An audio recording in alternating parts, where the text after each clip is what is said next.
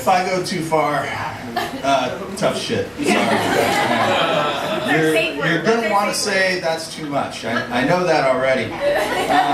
But yeah, I'm hard of hearing anyway, so I'm not going to be able to hear it.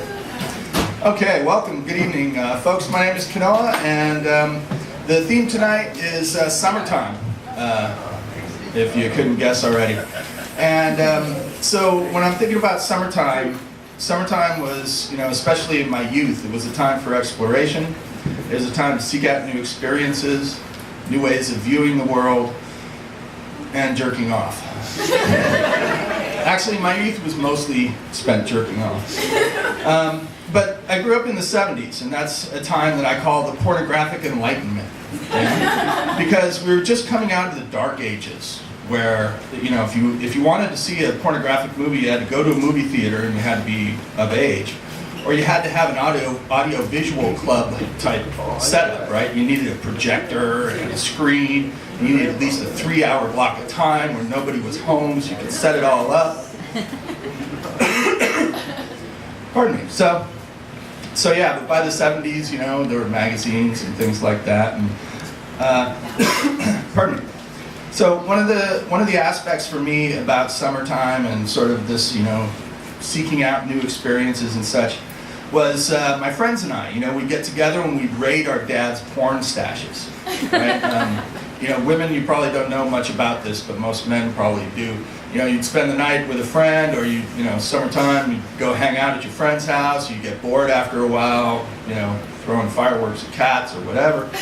And so you'd be like, well, so what's going on in your dad's room, man? What you got going there?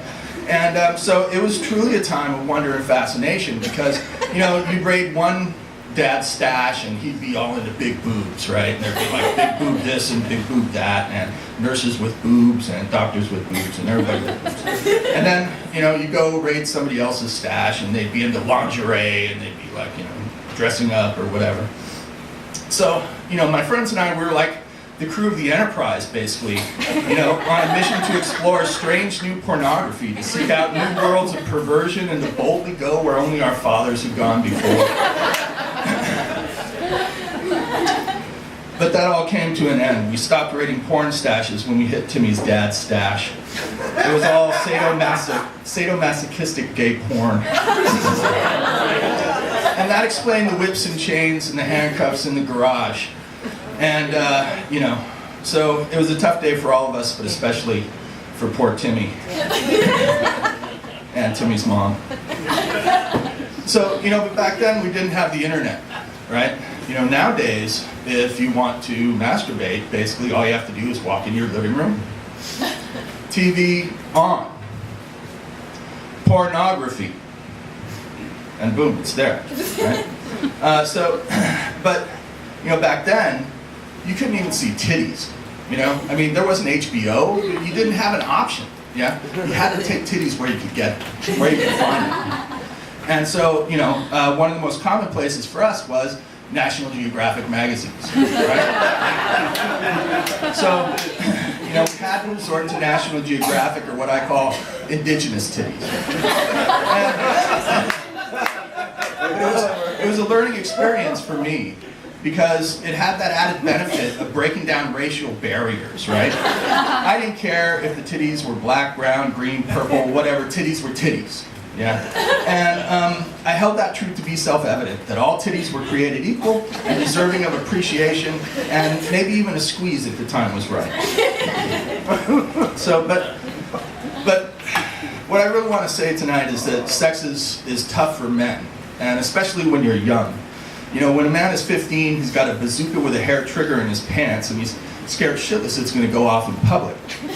And, the first few times you're making love to a beautiful woman or a confused young man, the whole emphasis is just not to come too soon, right? So, was that too much? Yeah, sorry. Sex is hard for men, right? I think all the men can agree with me, because we have to juggle the mental aspects of arousal with the hydraulics and the mechanics of keeping the dick hard. Yeah? So, It's kind of like being an anesthesiologist, right? You know that doctor who keeps the patient unconscious during surgery? They have to keep the patient alive, but unconscious and unaware of what's being done to their body. And that's what we're doing when we're having sex. Right?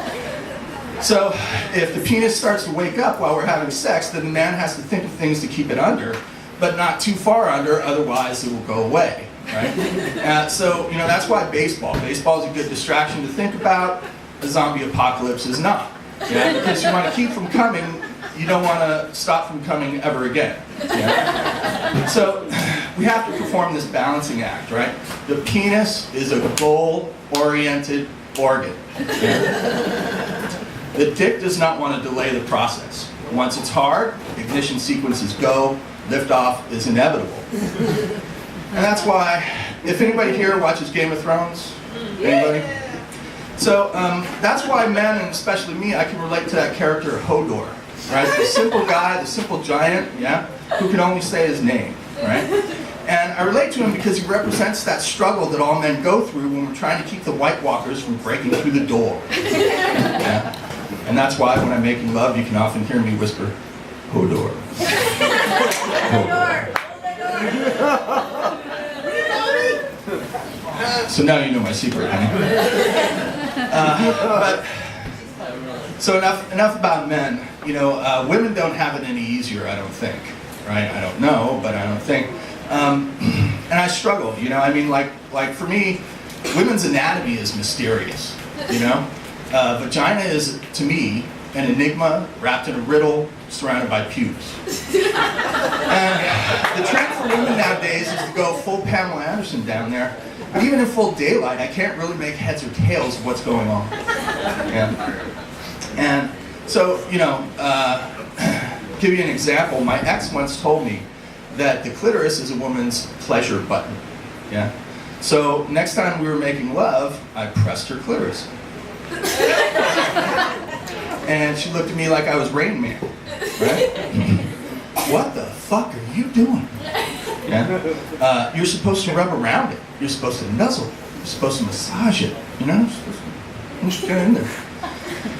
And I said, then it's not a button. You know? I've never made the elevator come by rubbing all around the fucking button. But, you know,